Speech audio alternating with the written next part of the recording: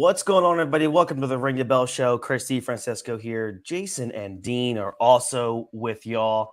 And it was not the best weekend, definitely not a weekend that we surely expected. No, the Phillies dropped 2 games, the first 2 games in Milwaukee that they probably shouldn't have at such a, we're at such a crucial point of the season as the calendar flipped to September, which means it's legitimately the road to the postseason to get to October. But look, they had short memory, which is something you really need in baseball. And they got back out there on Sunday and they salvaged the third and final game of this series in Milwaukee. Look, the March to October is never without setbacks, and it's going to happen. Those kind of setbacks are going to happen again. Before this season ends. There's going to be more. There's going to be probably a few more blown leads and bad starts to a game. And of course, there's probably going to be quite a few more games that the Phillies should win, but they don't. But look, it happens. That's baseball. But getting back to October, it shows this past Sunday, getting back to October leaves no time to dwell on losses. And I think the Phillies showed that resiliency on Sunday. However, that doesn't mean that us sitting here aren't going to discuss the issue of what happened over this weekend, because it wasn't what we expected. And we're kind of just start a little bit with what went wrong this past weekend here in Milwaukee. And Jason, I'm going to start with you. Your opinion, the first topic, by the way, is what went wrong. And I'm going to go to you, Jason, is what did you find wrong with this weekend? Pitching, Trey Turner defense. I'm going to go not Schwarber leading off the game, but that's for another topic. But Trey Turner did not look good defensively. He made quite a few plays that apparently hits are subjective these days. And the pitching just looked bad. We're down in every game. Even when we come back to take leads, we still can't win. It kind of felt, especially that first game, Friday, after our Thursday podcast, I really felt they weren't going to, they were going to come jazzed up, ready to go and be real powerful after blowing that last game. And when they got the lead again in that first game and then blew it again, it's just tough. It's all the struggles we saw in August were masked by the fantastic offense that we put out, and we just couldn't keep it going this series. And it's really starting to, it is kind of bothersome. The pitching is really starting to bother us. Yeah. And I'm going to go now to you before we talk about pitching being that issue. Dean, what went wrong in your opinion this weekend? Pitching. I mean, the offense was there. So it was just a pit, my boy Nola, coming back around, doing his best. Which you told everybody it was going to happen. Listen, I don't like to brag that I'm right about things. That's a lie. I do, because I'm right about Aaron Nola. I will always be right about Aaron Nola. And he reared his typical ugly head. Yeah. Trey Turner made some bonehead plays, but it's mainly pitching. You can kind of get around some errors here and there if the pitching just does their job. Wheeler, if I remember correctly, Wheeler didn't pitch very well either. I was doing a lot of yard work the day he pitched, so I didn't actually see his start, but I don't remember the stat line from that game. But it's that's what I figured if I remember correctly. It was just pitching. It's one series though. Like it's. Listen, I missed the doom and gloom. You guys all heard me during the World Series last year, but 5.5 game lead in the wild card top spot. It's you're gonna have series like this that just against a good team. I'm not gonna now if you continue it into next couple series, if this continues, right? Yeah, then I might be like, okay, we got a problem here. But let's see. That let's bone see what happens. play too. Weighs kind of that cost them the game, and could have cost them the series for sure. Well, really, it did. I mean, they lost a series. I mean, that was huge. To kind of go back, if you kind of look at it, I mean, Ranger, although only gave up those 2 runs, Zach Wheeler had the best performance of the weekend. Wheeler went 6 innings, only gave up 5 hits, 3 earned, no walks, 10 strikeouts. So Wheeler wasn't awful. The problem with that game was not only the Bohm issue, but Alvarado could not throw strikes. Oh my God, he looked so bad. Yeah, it looked like Alvarado last year. Yeah, that was the big problem. And then unfortunately we have to talk about Aaron Nola. And to kind of update things a little bit, as we get into September, Nola here, in 40 career September starts, Aaron Nola is 11-17, which is the only month in his career where he is under 500. He has a 4.45 ERA, which is the worst of any month in his career during a season. And career, he's given up 35 home runs in September. So can I cut in for a second? Of course, go ahead. September to me seems like it is the antithesis of Aaron Nola's career. He is essentially a sub 500 pitcher. If you remove the 17-win season, he does not have a winning record, and he's about a 4 ERA guy who gives up a ton of home runs. Yeah. So September pretty much is the antithesis of his entire career. Hey, Dean. Spell antithesis, okay? Before you start throwing that word around my boy Nola, spell it first, bro. Nola is the man. And then if you just Google it real quick, if you also include the postseason, he's also 2-2 with a 5 ERA with a 1.35 WHIP and giving up 4 home runs. So when you look at Aaron Nola, take away, of course, the one thing that his shills will always say, which is that he's durable. I don't care if you're durable, because if you suck, I don't care how durable you are. Right here. Not looking good. I mean, the thing is, here's the realistic part. In September and October, he is a very, very historically unreliable pitcher. And as we get closer to the postseason, this is a big deal. And it's going to continue to be a big deal because, again, Saturday, you come off the devastating loss on Friday night. That should have been a W. That is the game where you need Aaron Nola to come in and shut the Milwaukee Brewers down. I know overall in the season, Milwaukee has a below the league average offense. However, they've been a different team offensively since August 4th. Notwithstanding, this is still a game.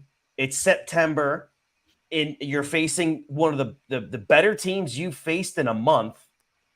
This is where Aaron Nola has to go out there, grab the bull by the horns, and say, I got this. I'm going to give you 6 or 7 strong. Let's go, offense. Help me out here. And he, again, failed. And this is what he's done.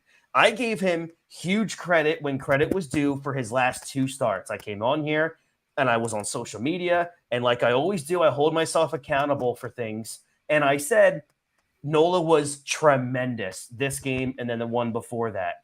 But I've also said so many times, now we have to be aware of the next 3 starts. Because 2023, the story of Aaron Nola is 2 good followed by 3 bad. And we're in September now. We can't afford 3 bad, 2 good. Like, it has to be, I won 6 innings at least out of Aaron Nola every 5th day. And especially now that we're seeing issues with Taijuan Walker lately. We got the issues. How much more can we expect out of a Chris Sanchez? How much consistently can we expect out of him? Then you got, Wheeler. Wheeler is that guy you've leaned on. Didn't have a phenomenal start on Friday, but he did enough to keep you in the game to win. I mean, to only give up 3 runs. I would start managing his innings now. Well, it looks like they are, because they are giving him his normal 5-day rest cycle. So they're not like moving him up a day. So they're apparently Zach Wheeler went to the Phillies and said, I need to be on my normal cycle. How bad is it that we're bragging about 6 innings and 3 runs? But that's baseball. Like, that's what we're bragging about. Modern day baseball.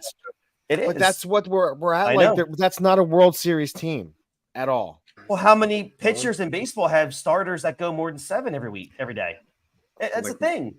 2 Innings teams. are, I Because mean, even the pitching, Dodgers don't have that, who are one of the best teams in baseball. They don't have Kershaw doesn't go more than 6 innings anymore, Kershaw or any also of that can't. stuff. yeah, but Right, he's still, the greatest left-handed pitcher of all time. I'm not trying to say that, but I'm saying like they don't have a pitcher on their staff that's going to go out there 7, 8, 9 innings. They just don't have. They don't. Not even But Walker that's a Buehler, problem who because I hasn't feel pitched in like 2 years. the Houstons do. Yes, they do.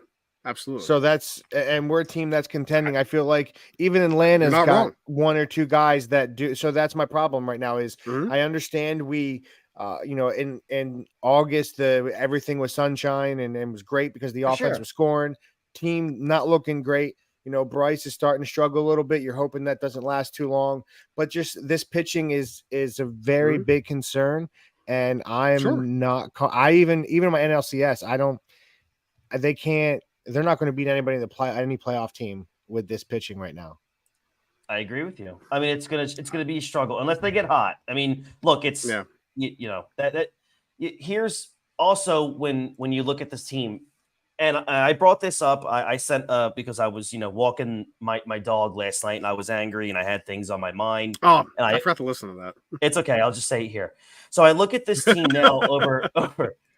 They get done hitting a month where they hit 59 home runs, and you always worry about when you start playing good teams, like you go into Milwaukee and you see kind of what's happening, and you go, did they shoot the proverbial load off in August? Well, offensively, that's 1,000% not the case. They're still hitting a massive ton of home runs. They've got 7 in 3 games already in September. But the offense alone. And Jason said this to me. We were texting separately that the only time that we don't argue at each other is when we text each other separately. Is the offense alone just couldn't bail them out on Friday, couldn't bail them out on Saturday, and then you have when you have a struggling bullpen, and then you have the Alec Boehm error at third that cost them, and then again on Saturday, Aaron Nola got shelled. These are brutal losses as you get into September because now, where every game that passes now for the Phillies, it's only going to get increasingly more important from here. Yeah, sure. Which is what we've talked about in September. So now I'm starting to worry, is the offense scoring 5 runs a night, 6 runs a night, is that not going to be enough? Yes. It's not sustainable. It's not sustainable. That's the thing. How long can you rely on that? Yeah. When you look at, they have 27 wins post All-Star break. 22 of them. I'm happy you brought that up. Are come from behind. Like I remember when I saw that stat, I said right to you, like that's not a stat. That's not something I should be proud of. Because that to me means if your offense has to carry the load, and I get we have guys that can do that, but you need help from pitching, and to have 22 of your 27 wins where you have to continually fight back to get the lead and get a win, it's not good for your team, and it's not sustained success for a World Series run. Yeah, but and then the problem you run into is, you're going to have games now where if that home run ball isn't there, you might only be scoring 2 or 3 runs, like the World Series. Series. And the Phillies, why can't I have a game where the Phillies go up 3 or 4-0 right off the bat? Why do I have to be like, oh, it's cool. They're down 3-0. They'll just homer their way back into games. That is not a recipe for long-term success. Yes, August it was that way, but like Jason has said before, and we talked about this before, you're not going to have August every single month. It's just not going to be that way. And there's going to come a time, take away Alec Boehm's home run today and JT Realmuto's home run today, you've manufactured 2 other runs, and that was it. And so you got to start finding ways now to hit your way into leads instead of relying on pop flies that go over the fence. Harper is that guy in August, and he's struggling in the first 3 games against Milwaukee.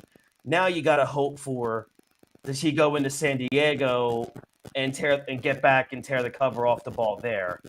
Because again, on Sunday, Castellanos looked awful at the plate again. Outside of the home run. Right. So, okay. So those are the things that that went wrong this weekend, which was a plenty, but there were things that went right. So, Jay, I'm going to go back to you again, since that's the order. In your opinion, what went right for the Phillies this weekend? Mute. Hit your mute button. Still on mute. Bro, what is going on with this guy? Kyle Schwarber. Welcome to the 21st century, Jay. He has to be the guy. Like, 2 games, let it off. Because outside of that, like, we didn't do much. It was nice to see this team, fight back. Yeah. The couple games, but Kyle Schwarber leading off the game. But like, and I think that's the issue, because game 2, he hits a home run. Yeah. If you're in the 4-hole, now it's a 2-run home run because Trey. So I think my issue is Schwarber, but I think I'm gonna have to give him props. 2 of the 3 games, he did lead off. Buddy. He got you the lead, so you're playing up front early in this series, and they just couldn't hold it. We are literally witnessing the most bizarre offensive season for a Major League Baseball player in the history of the league. As it stands right now, Kyle Schwarber has 106 walks, 175 strikeouts, a 190 batting average, 39 home runs, 88 RBIs, and an 801 OPS. This is unbelievable what we're watching with this team right now. And you look at it, I've already said this. I've said this publicly. I'm going to say on here, I'm 100% off the wagon of shredding the guy all the time, because I feel like this 190 batting average is not who he is this year. I mean, I understand that's his batting average, but still, he's going to end this season with over 40 home runs, 100 RBIs, 100 walks, 100 runs. Absolutely. And probably 200 strikeouts, but that's right. Yeah. Listen, I'm the guy who defends Schwarber. Yes. I'm the guy who defends Schwarber because I don't think the batting average, which it sucks, don't get me wrong, and we all agree that he should not be leading off, but I don't think it's conducive to what he actually brings to the team and how important he is to the team. Clearly, if you removed him from this team, they would not be in a playoff hunt right now. I would put money on it. I disagree, because last year we missed Harper for a significant. You're telling me Schwarber is more important than Bryce Harper? Like, without Bryce. For 2/3 of this season, Bryce Harper literally contributed nothing but singles. I mean, except for the batting average, though, Jay. Kyle Schwarber, but he strikes out extremely too much. Like, I get it. He walks. The dude has more home runs, and I'll use John's line, more home runs than singles. It's terrible. Like, you gotta give me something more than just. And I get the name of the game is to score runs, but when it comes down to key moments and you can't even get a ball in play in a deep fly ball because you're striking out. Because if you're either a home run or bust, that's an issue. And I understand, to me, even 4-hole, I just don't like it that he strikes out that much and the average is that low. Like, it's really bothersome. Yeah, I don't like it either. And he can't play defense. Well, that's not his fault. Again, and then I was arguing with somebody on Twitter or X, whatever the hell it is, last night, because the guy was, basic. That's good.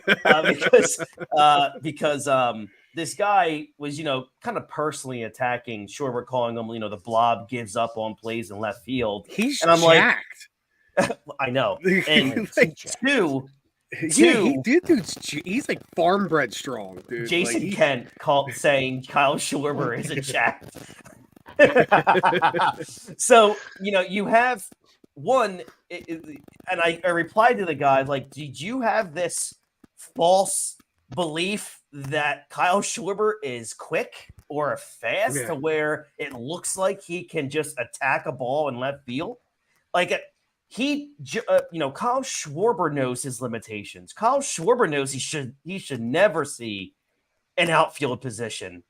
He knows that. One, I don't want him sprinting in left field, because then there goes our 40, 100, 100, and 100 guy who's going to rip a hamstring in half. And now we're out a guy that leads the team in almost every category. And then, again, it's not his fault that the team has 3 designated hitters in the lineup and the guy has to play left field.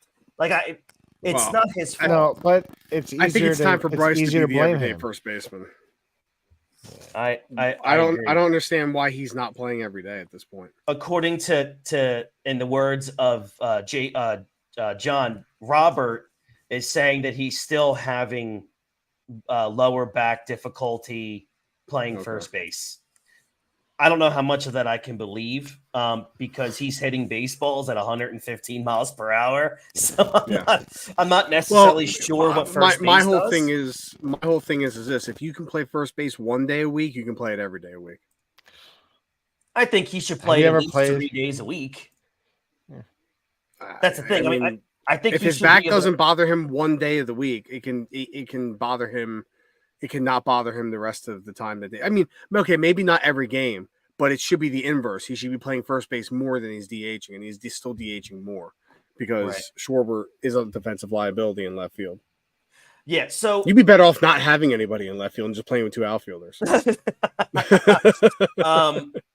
All right, so now let's move into our next topic, which is did this weekend worry you guys at all, or is this one of those a blip on the radar screen for this team?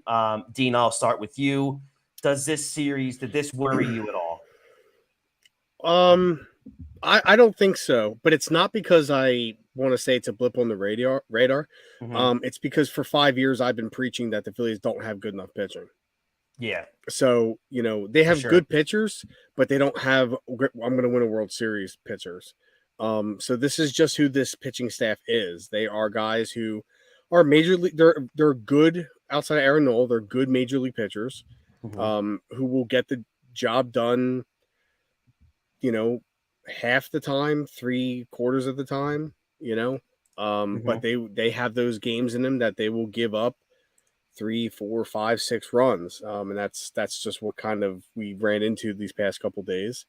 Again, it's really only 2 games because Ranger in 4 innings struck out 5 batters and only gave up 2 runs in his first start back. So just a high pitch count, that's all. Yeah, which is typical of him. So, but if you're betting on your number 1 and number 2 starters, Aaron Nola and Zach Wheeler, to carry you to the World Series, that's never good to see those guys struggle, especially Wheeler, because we all know Nola sucks. So when Wheeler isn't getting the job done, that does kind of worry me because of his dead arm last year, his arm fatigue. His velocity's been all over the place this season. So if they're going to, like we were talking about just a little bit ago, if they're going to start monitoring his innings and his pitch count down the stretch, it's smart to do because, not that we don't have important games, and yes, we could always pull New York Mets and completely collapse and not make the playoffs, but I don't see that happening. So if you can get like 5 1/3, 5 2/3, maybe 6 out of Wheeler every 5th day, kind of monitor him, that's smart. I think. But I'm not ready to be like the sky's falling yet. Let's see what these next few series are. We got the Marlins coming up soon with Padres, Marlins, and then we got 2 series against the Braves in about 2 weeks. So we'll see after all that. We'll see. Then I'll be like, oh shit, we're dead in the water. Especially Jason, if we blow games against the Mets. I agree. So go ahead, Jay. I think the Atlanta series are going to be the more indicative. We just beat San Fran. We lost 2 or 3. But like Dean said, it's really comes down to the pitching, and I don't believe we can make a big splash with the pitchers and the starters that we have. So I just think that all of it, by the way, I'm gonna battle through this. I don't know what we could do with this pitching staff. I just think we saw it all of August without that incredible offensive performance that we had. Our record might not have been that good. So it's still I think it is cause for concern because it really is showing if we're not putting up, even when we put up 7 runs, we can still lose. So it's if something doesn't change drastically over the next month, it might be a quick October. So for me, when I'm looking at, does this series worry me? The only thing that worries me now is what's the durability, the longevity of the pitching as a whole. Like what is going to go on? Like, I heard Rob Thompson talking to Scott Fransky on the radio before I think it was yesterday's game. And, the topic was Alvarado struggles about, his velocity is there, but he's just not locating. It's September. You can't really tell me like, oh, and then Thompson kept saying, the only way that he's going to get out of that is he has to pitch through it. And I'm thinking, Jesus God, like this isn't May 15th. Like we're in September 3rd now, and we're less than a month before the playoffs.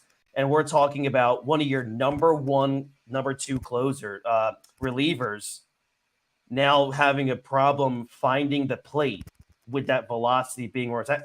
That's where I run into issues. I don't want to have to continuously rely on a guy like Hoffman. Covey is just pure unadulterated trash. So like I'm also starting to kind of worry about Craig Kimbrell and where he's at right now. This is the worst time for him to start blowing saves. Yeah, and it's like, he's leaving pitches down the middle of the plate way too often. Ranger was doing that in the beginning of his start today, but look, he just came back, so I understand. But I'm starting to realize that a lot of relievers in the Phillies right now, they're just not hitting their spots where JT is lined up. And I think that's a big problem. I'm noticing a lot of spots being missed, which is leaving balls over the middle of the plate. I think Matt Strahm has looked terrible lately. And he annoys the bejesus out of me when he throws one ball and he's yelling the F word on live television.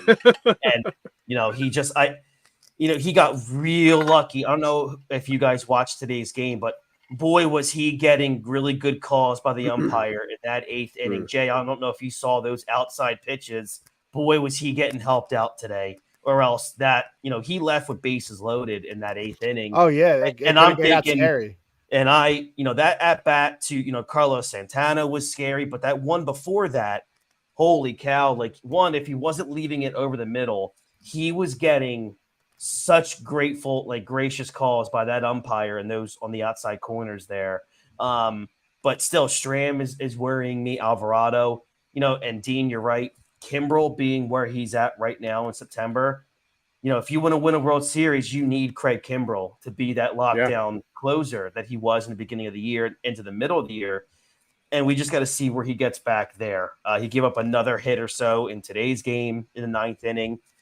Look, I'm not pressing the panic button yet. However, this series now, Monday through Wednesday in San Diego, I think that is going to be, that's going to be my template to where should I start getting towards that panic button. If they lose another 2 out of 3 here against a San Diego team that they should be able to sweep, that's where I'm going to start maybe thinking, okay, are the wheels coming off here quicker than I thought? Because these are games I need them to win because you've got 7 coming up against the Braves. And the Padres are 13 games under 500, so it's no excuse to not take 2 or 3. I mean, they got talent. They are a talented team. They were a playoff team last year, but you got to take at least 2 out of 3 of it against a team like the Padres. You have to. I'm not asking for sweeps. I'm asking for the Padres are a team that could easily take 2 or 3 from us, though, because they do have offensively, they do have talent up and down that lineup. With the way our pitching just gives up hits and home runs, they could put up some runs against this team. Mm-hmm.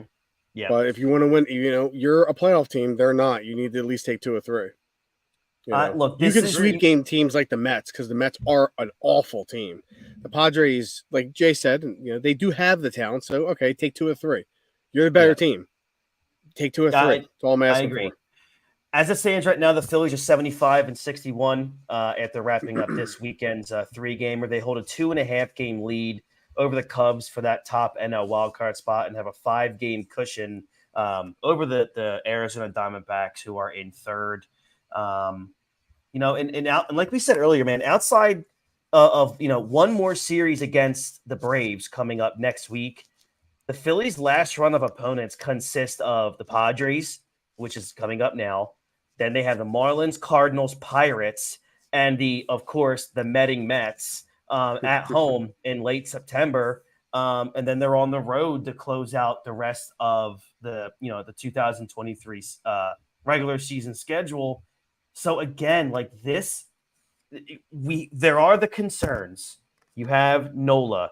What is Michael Lorenzen going to give us? Since that no hitter, God, he has been. He's been bad. He's been bad. It's wild how bad he's been too. Like Nola's actually better than a pitcher though on the staff. And this guy threw a no hitter. I know, so this is just not what an ideal playoff rotation looks like right now. And then you got to look at like I said minutes ago, what's the overall stability of the bullpen, piggybacking from the struggling starters. But how long can the Phillies rely on this offense to smack their way out of deficits? I just don't know how long it's going to be. So this series against San Diego is really kind of going to tell me a lot about where my mindset is going to be as we get closer to the Braves. If they take 2 or 3, does it really tell me anything? I expect them to. It tells me that they're able to rebound from a really bad few losses. But like you said, outside of Arizona, these are all games we should be winning. I know there's going to be series that we're going to lose because that's what happens. But it's just tough. Like we just talked last show, we all kind of little giddy, maybe going to catch the Braves, and a team like the Braves goes out and handles business. They're the best team, number 1 seed. They go out and thoroughly dominate the Dodgers, who is the number 2 team in the National League. Yeah. So when I see us who, we can't even go out and beat a team that's almost, I would think we're a little bit better than Milwaukee, and we can't take 2 or 3. And you see a team like the Braves handling business. I'm really worried about this team's future as, real contenders for the championship. All right. Listen, I'm sorry. You guys thought that the Phillies could catch the Braves? Braves having a 15-game lead. Who said? Well, who thought that? I did. Before the Milwaukee series, we had opportunity. Optimistic. I was being optimistic where I thought if you got 7 against the Braves and they kind of hit like a little bit of a rut, you could at least make it interesting. But that's just they haven't hit a rut all season. You're right. The Braves haven't hit a rut since the playoffs last year. Right. All right. So before we get out of here, let's talk about what's ahead. And that's, like we said, 3 games out in San Diego.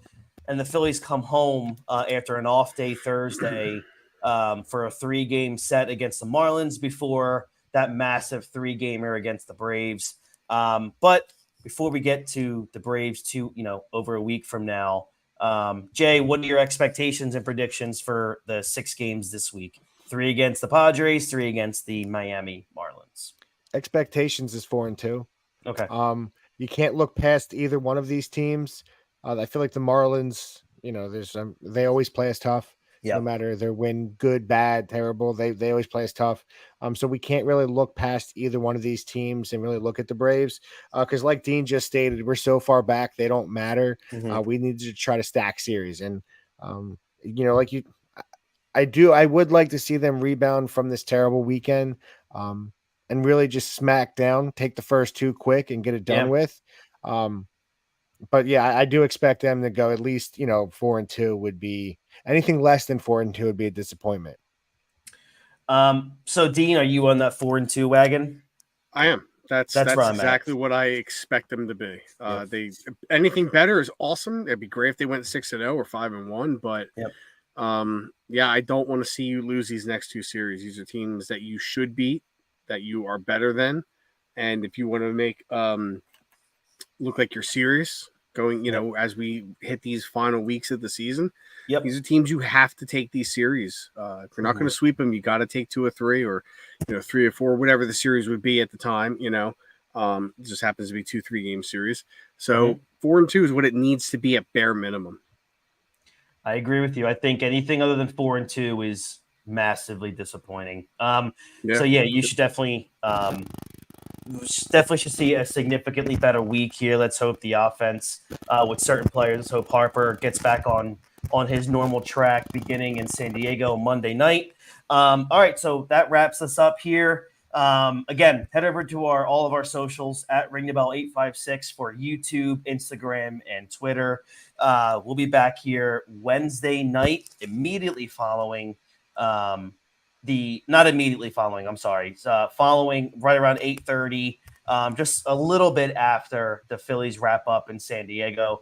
The Phillies play 6:40 tomorrow on Labor Day, 9:40 p.m. start Tuesday night, and then a 4:10 start on Wednesday. So that not bad, especially for a West Coast series, 2 games that are nice and early. So I'll definitely take that. But okay, again, head over to all of our socials. Take care of us there. Really appreciate that. If you guys are listening to the audio version still, like many of you do as well, thank you for that.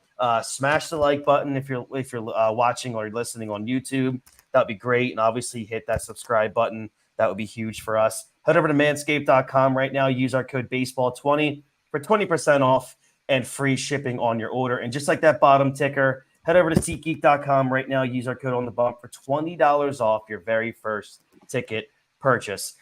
Jason, Dean, thank you guys so much. I'm Christy Francesco. A 4-2 week. That's what we're predicting here for the Philadelphia Phillies. So fingers crossed.